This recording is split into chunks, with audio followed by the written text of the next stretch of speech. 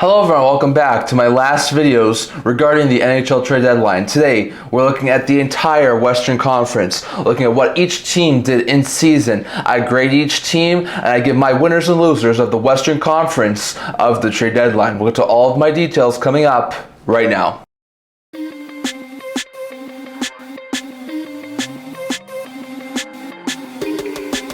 Hello everyone, welcome back to another video here at the End-to-End Hockey Channel. Now before we begin this video, don't forget to like this video and subscribe below. Thank you for all of your support. Would never be able to do this without all of you guys, so if you haven't already, don't forget to subscribe button down below. Really does help out the channel. We're on the road to 500 subscribers. Don't forget to leave a comment down in the comment section below so all else goes in today's video. So in today's video, we're looking at each team in the Western Conference's trade deadline. Now I've incorporated all in-season moves that each team made. I'll be going through each team, what they acquired, what they moved, if I thought they got better according to what they're doing. Like if they're a seller, they move a lot of pieces. If they're a buyer, did they add a lot of pieces? And I grade each team. I list out how many trades they made in season. I give my opinions, and I'd love to hear your guys' thoughts down in the comment section below on who you think won the trade deadline from the Western Conference. So definitely, we're gonna start over here in alphabetical order, starting with the Pacific Division. So the first team we're talking about here is the Anaheim Ducks. They made 6 in-season moves.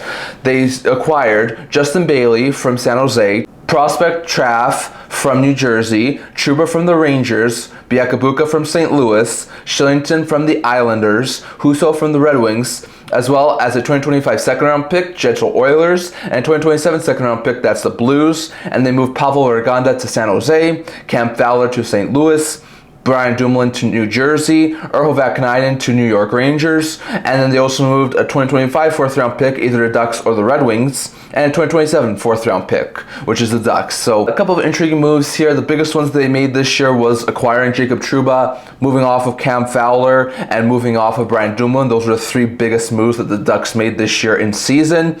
Now, if you look at all of the moves, they got a couple of higher draft picks than they had before. They also acquired some goaltending depth in season, and their defenses look, I think, a little bit better, even though they traded Cam Fowler than they did before. So I think the Ducks did really good this year, trading a couple of pieces that they didn't see having long-term fits for draft capital, young players. Acquiring Jacob Trouba, Ville Husso, Oliver Shillington were also really good moves. So all in all, I think they had a pretty good trade deadline, so I'm giving them a B- rating. The 6 trades that they made, so I think the Ducks did pretty good. They're on the higher side of things. I do think they got better and did what they were supposed to do at the trade deadline. Didn't move off Gibson or Zegras, which I think is right for them, so interesting note there. But that's where I have Anaheim.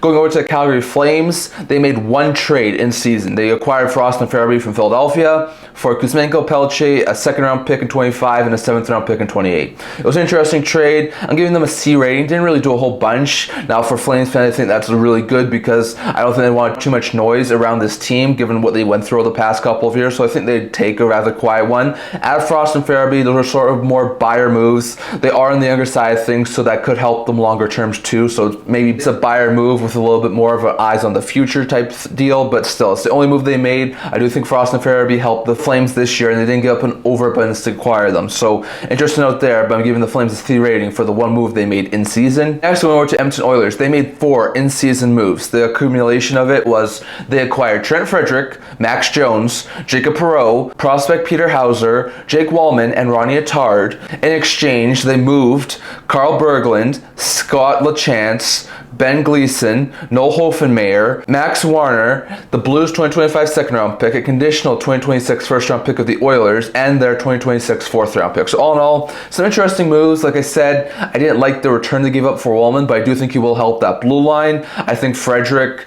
will be a really solid addition there to that middle 6. They acquire some lower-end players too, like Jones, Perreault, Attard. They move off a first-round pick, which isn't overly great, I don't think. A second-round pick for Frederic's not overly bad. So all in all, I do like what the Oilers did. I don't think they got a whole bunch better because I do think Walman's more of a third defenseman and Frederic more of a third liner. And I think they could have tried to go after maybe some bigger type players. But I do like what they did. So I'm going to give them a B- with the 4 trades they made this year in the season. I do think they do get a little bit better. And I do think even though it's not the big upgrades, Frederic and Walman will definitely help that team. So all in all, I do like what they did. And even though the Walman asking price was steep, I do give them a B- rating. For the LA Kings, they made 2 trades in season. They swapped Madden for Sessione with the Minnesota Wild, and then they acquired Kuzmenko in a 2025 7th rounder from Philadelphia for a 2027 3rd rounder. So all in all, There was a lot of talk about the Kings trying to get some huge upgrades, like they're after Rantanen, Raquel, Besser. There's a lot of talk about that. They never really did anything like that. The biggest addition was Andrei Kuzmenko, who is a solid top 9 forward, just not, I think,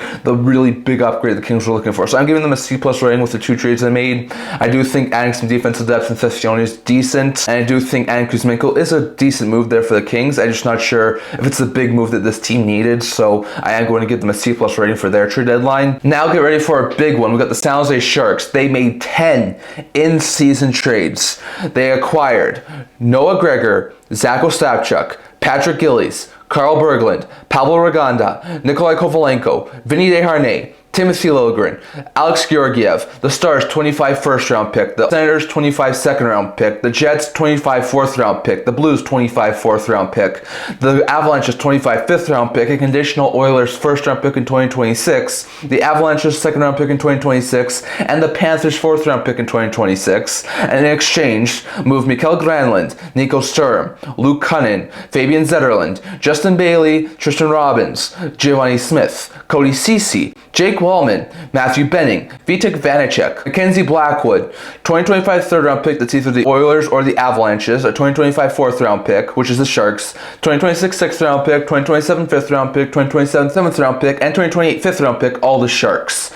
So interesting note there, they made a ton of moves. Moving Mikael Granlund was one of their bigger moves to Dallas for a first round pick. Moving Jake Walman was a brilliant piece of work there. That was one of their bigger moves. Moving on from Fabian Zetterlund was also a bigger move that they made just before the trade deadline. Acquiring Timothy Liljegren, acquiring Alex Georgiev, those are also some bigger moves too. So all in all, the Sharks I think completed what they needed to do. Moved off a lot of players who are having some really good seasons, like Kunin was having a decent season, Granlund was having a good season, Zetterlund was looking really good, Jake Walman was having a career year, Blackwood and Vanacek were looking fantastic. Like, they moved off all those guys. They get a couple first round picks, a couple second round picks, some lower end picks, younger players like Kovalenko, Ostapchuk, Gregor, Berglund, Reganda, Liljegren. Like, I think they set themselves up really well for the future this year. So with their 10 moves they made in season, I'm giving them an A rating. Beautiful piece of work there from the Sharks. I think they did really great this season making trades, and I think that an A rating is pretty good for the San Jose Sharks. That's where I have them. Next, we have the Seattle Kraken.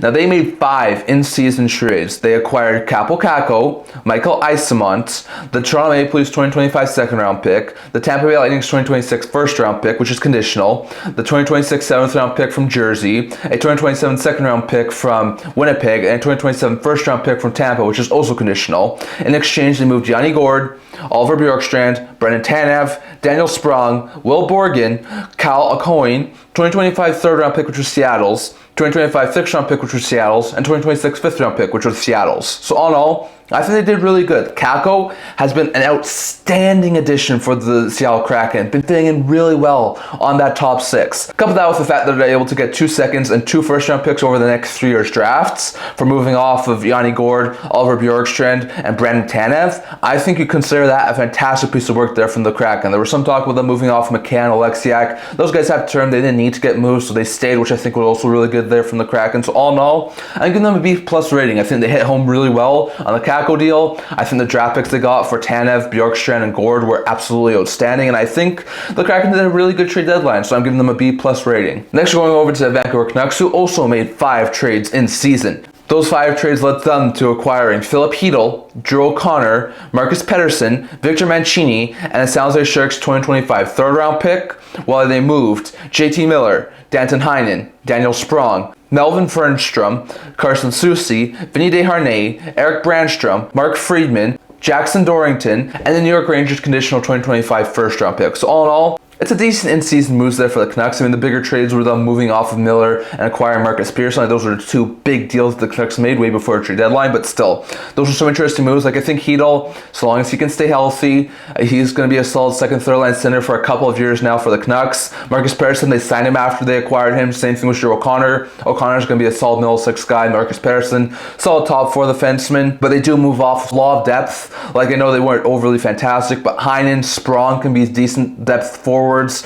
They are an A. Brandstrom, Freeman can be decent depth defensemen. Soucy was sort of falling out of favor in Vancouver, so I can see why they moved in. JT Miller needed a fresh start, so I can see why they moved in too. They also moved off of that first round pick that they got from New York for Marcus Pettersson. So all in all, I think they made a lot of interesting moves. I'm not sure how much really helped them for the future, so I do give them a C+, given the fact they had to move off of JT Miller and lost a lot of depth. I do think they got some really good pieces. Don't get me wrong, Marcus Pettersson, Phil Peel, Joe O'Connor, really good pieces. I'm just not sure if moving off that much depth, and of course moving off of JT Miller, who's fitting really well with New York, was really the best move. So all in all, I'm giving them a C+ for this year's trade deadline. And for the Vegas Golden Knights, they made 2 trades. They acquired Riley Smith and moved Brendan Brisson, Grigor Denisenko, and the Sharks 2025 third-round picks. So usually you're accustomed to seeing Vegas make those big splashes. This year they really didn't. They brought back Riley Smith. That was the extent of their additions. I'm not exactly sure if that's really going to help them. We know that Vegas is in a really tough and competitive Pacific Division with Edmonton and Los Angeles. So I'm not sure if just acquiring Riley Smith was the best move there for the Golden Knights. So I give them a C- rating. I'm not going to say they did great. I do think they got a little bit subpar given what we're accustomed to as Vegas Golden Knights standards, but still, I think they're all right, but I am giving them a C- rating on their 2 trade deadlines. Next, going over to the Central Division, we're going to start over here with the Chicago Blackhawks. Now, for the Blackhawks, they made 6 in-season trades, so a lot of intriguing deals that they made in season. They acquired Joe Veleno, Aku Ratu, Victor Soderstrom, the contract of Shea Weber, Daniil Kuzmin, Spencer Knight, a 2025 third-round pick that originally belonged to them, and the Florida Panthers conditional 2026 first-rounder, and they gave up Taylor Hall, Craig Smith, Nils Gentorp, Ryder Rolston, Seth Jones, Isaac Phillips, Peter Mrazek, the Hawks 2026 4th and 5th round picks. So all in all, some interesting moves there from the Hawks. I'm a little bit perplexed. They could have made more moves, like they could have moved Donato, could move Martinez, a couple of older players like Dickinson and Foligno. I wouldn't be surprised if they had moved, but they didn't really do that. They do get a little bit younger, don't get me wrong. I do think adding Foligno is going to help them in their middle 6. I do think adding Knight's going to be a really solid goaltender that can help them both now and in the future. I do think moving off guys like Hall, Smith, Mrazek, Seth Jones especially were really good pieces of work. Getting a first-round pick for Jones was really great. So I don't think they did awful, but I'm just surprised they didn't do more. That's why I'm giving them a C+ rating on their 6 trades. I do think they did all right.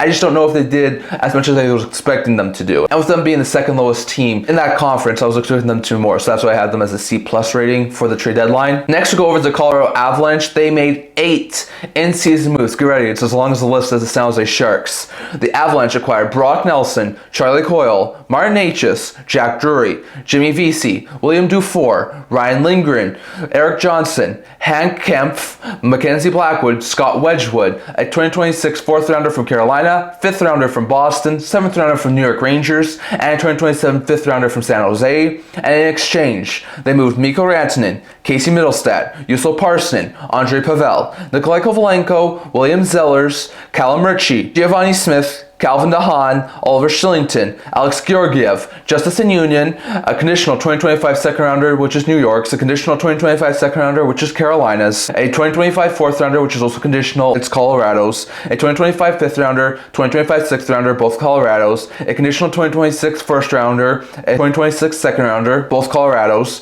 a 2027 third rounder, and a conditional 2028 third rounder, both Colorado's. So all in all, lots of draft picks moved. 5 in this year alone, 7 in the next 2 years, including their first rounder next year. Also moved off Mikko Rantanen, which was a surprise, one of their bigger deals. They also moved off Casey Middlestat, a surprise swap with Boston. Moved off Callum Ritchie, which was one of their top prospects, to the Islanders, which was a lot of interesting moves. But they got so much in return. Brock Nelson, Charlie Coyle, it's going to make that center group so much more lethal. Martin Necas has worked fantastically playing with Nathan McKinnon. Drury, VC, Dufour add forward depth. Ryan Lindgren, Eric Johnson's going to strengthen that blue line. Blackwood and Wedgwood have worked out phenomenally since the Avalanche have acquired them. So all in all, they made a lot of interesting moves. Sometimes when you see teams make so many moves, it's hard for them to gel, so we're going to have to wait and see long term if this really do work out for the Avalanche. But at this current point in time, I'm giving them an A rating. Really good week there for the Colorado Avalanche. Really good trade deadline. Really good in-season moves. Lots of intriguing moves there. But I do think they got better. And I do think they weren't afraid to throw away some picks and have another season to go for it. So that's why I'm giving the Avalanche an A rating. Next, we're going to Dallas Dallas Stars, they made 2 in-season trades. They acquired Rantanen and Granlund and Cody Soucy, and in exchange moved Logan Stankoven, a 2025 first-round pick, a 2025 fourth-round pick. That one's the Jets. That's conditional. They also moved a 2026 third-round pick, a 2027 third-round pick, a conditional 2026 first-round pick, and a conditional 2028 first-round pick, all the Dallas Stars. So interesting to note there, the draft picks were a whole bunch, but they acquired Rantanen and Granlund, which are going to be stellar top 6 adds there for the Stars. Cody Soucy is going to be a solid third or second pair of defensemen there for the Stars. So all in all, I really do like the moves that the Stars made. They really improved for this year. They're one of the top teams in the Western Conference. I can see where they want to go for it, so I'm giving them a B+ rating. I do think the amount of draft picks they did move is a little bit of cause for concern, but not too much. I do think adding Rantanen for the next 8 seasons is going to be a beautiful piece of work there for the Stars. So all in all, with their 2 moves they made, I'm giving them a B+ rating. Next one over to the Minnesota Wild. They made a lot of intriguing moves too. They acquired Gustav Nyquist, Justin Brazeau, Tyler Mattern, David Juracek, and a 2025 5th rounder that's Columbus's. And they moved off of Marek Kuznetsov, Jacob Lauko, Sam Walker, Ryan Johnson, Diamond Hunt, Joseph Sestioni, their first-round pick in this year's draft, the second-round pick in next year's draft, a third-round pick in 2026 that's Colorado's, a 4th-round pick in 2026 that's Toronto's, a 6th-round pick in 2026 that's Boston's, and their own 2027 second-round pick. So some interesting moves. I do think they improved a little bit for this year, but I think for the future they did cost a lot for what they gave up. Like they got Nyquist, they got Juracek, they got Brazeau. All those guys can help them for this year and for this playoff push. But I mean, Kuznetsov is going to be a really good player. I don't think they won the Brazeau trade. They gave up a first, a second, a third, a fourth for Juracek. I think that was a drastic overpayment. So all in all, I do think they gave up a lot more than they brought in, and because of that, I'm giving them a C+ rating. I do think they improve a little bit for this year and for this playoff push. I just don't think it's enough to justify the returns they gave up, which is why I'm giving them a C+ rating. Next, going over to Nashville Predators. They made 11 in-season moves. They acquired Michael Bunting, Ryder Rolston, Andre Pavel, Jesse Alonen, Gregory Denisenko, Justin Barron, Mark Friedman, Justice and Union, a 2025 6th rounder that's Colorado's, a 2026 second rounder that's Minnesota's, a 2026 4th rounder that's Pittsburgh's, a 2026 5th rounder that's Carolina's, a 2027 3rd rounder that's Colorado's, and 2027 4th rounder that's the Rangers. And in exchange, moved Gustav Nyquist, Thomas Novak, Juuso Parssinen, Mark Jankowski, Philip Tomasino, Anthony Angelo, Alex Carrier, Luke Schenn, Scott Wedgwood, and the Rangers 2026 7th round pick. So all in all, they made some interesting moves. They acquired Bunting, Barron, and Union, who I think could help them now and for the future. Those are some really good adds. They also acquired some decent depth picks, including a 2nd and 3rd round pick in future years. They move off of Nyquist, which is good. Move off of Novak, which is a little bit of a surprise, but I do see why they did that. They also move off of Carrier, Schenn, and Wedgwood, as well as some younger guys who weren't fitting in overly well in Tomasino and Parssinen. So all in all, they made some interesting moves. I do think as sellers, given how many long-term contracts they have, they were in a very difficult position, but I do think they made out quite well given what they did. So all in all, I'm going to give them a B rating. I do think the younger players that they got, plus the draft picks, do really help out, and they don't really need those longer-term contracts that might expire in the next year or two. So I do think they made some really interesting moves, and I'm giving them a B rating. Next one was the St. Louis Blues. The Blues made 4 trades in season, acquiring Corey Andonovski, Cam Fowler, the Islanders 2026 5th rounder, and the Ducks 2027 4th rounder, and moved off of Matthias Laferriere, Scott Peronovich, Pierre-Olivier Joseph, Jacob Biakabuka, and their 2nd round pick in 2027. So interesting moves there. Like they weren't really sellers, but they weren't really buyers either. They acquired Cam Fowler, they moved off of Peronovich and Pierre-Olivier Joseph. Like I'm not exactly sure if they really got better or worse. So I'm giving them a C- rating. Did some interesting moves in the season. I don't think they really got better or worse. That's why I'm giving them a C- rating. Next, going over to Utah, they made 3 in-season moves, acquiring Sam Walker, Oli Mata, and a 2026 5th rounder from Chicago, and moving off of Akuratu, Victor Soderstrom, Shea Weber, and the Rangers 3rd round pick in 2025. So all in all, made some interesting moves. Like they were able to move off Shea Weber. That was an interesting move. Oli Mata was acquired and it's been quite well with Utah. So not really any big moves seller-wise or buyer-wise. So I'm giving them a C+ rating. Given how well Maz fit in for a 3rd round pick, I think that was a pretty good deal. Moving off of the Weber contract, I think was a pretty good deal too. So they make a whole bunch of moves, but I do think they did pretty well in the few that they did make. So I'm giving them a C+ rating. And the last team here that I'm going to talk about is the Winnipeg Jets. They made 4 in-season trades. They acquired Brandon Tanev, Luke Schenn, Isaac Phillips, and Chris Drieger, and moved off of Daniil Kuzmin, Kaapo Kähkönen, their 2nd round pick in both 2026 and 2027, as well as their 2027 4th round pick. pick. So all in all, made some interesting moves. Tanev, really solid bottom six upgrade. He's going back to Winnipeg. Luke Schenn, really solid addition there. Veteran guy, knows what it takes to win the Stanley Cup playoffs. He's going to help their top four. They acquire some defensive depth in Isaac Phillips. They acquire some goaltending depth in Chris Drieger. Move off a second round pick, which is a little bit steep for Schenn and Tanev, but still, I think they're really decent moves. So all in all, I'm going to give the Jets a B- rating. I think they did accomplish what they were supposed to do. Give them some depth for this current playoff run, and I think adding Tanev, Schenn, Phillips, and Drieger does do that. So I'm going to give them a B- rating. So definitely, these are the Western Conference teams and how I think they did at the trade deadline. So just to recap here are my 4 winners and 4 losers of this year's trade deadline. So I think it's clear given my ratings, so I think we're the winners and losers. So the winners, the 2 buying winners, were Colorado and Dallas. I think they did that better than anyone else in the Western Conference. They saw the needs that they needed and they improved on them, and those 2 teams look scary, even though it looks like they're headed for a head-on-head clash in round 1. The 2 sellers who I think were winners were San Jose and Seattle. Given what they got for what they moved off, I think they made some really good moves. That's why I had those 4 as winners of my trade deadline. The losers in the Western Conference for a trade deadline were St. Louis and Calgary. I think they were supposed to be sellers, didn't really do much in the way of selling pieces, so I consider them losers given what they did, even though I think for Calgary's sake, I think it's all right. And 2 buying losers, I think, were Vegas and Vancouver. Like, I think Vancouver needed to do more to try and solidify themselves as a solid playoff team. And Vegas, where were they? What moves did they do besides Riley Smith? They did nothing. So that's why I think those 4 teams are the losers of the trade deadlines, definitely. That's why I think about the Western Conference and the trade deadline. Don't forget to stay tuned. The Eastern Conference one's going to come out after this video, so don't forget to stay tuned for that. But in this video, that's all I'm going to talk about. I'd love to hear who you guys thought were the winners and losers of the trade deadline in the Western Conference down in the comment section below. All I'm going to talk about for today, or to like this video, and don't forget to hit the subscribe button down below. Really helps up with the channel. I also do a blog to make news, rumors, analysis, so if you guys want to check that out, I'll link to that down in the description below. Can I see you guys all for the next video. See you guys soon.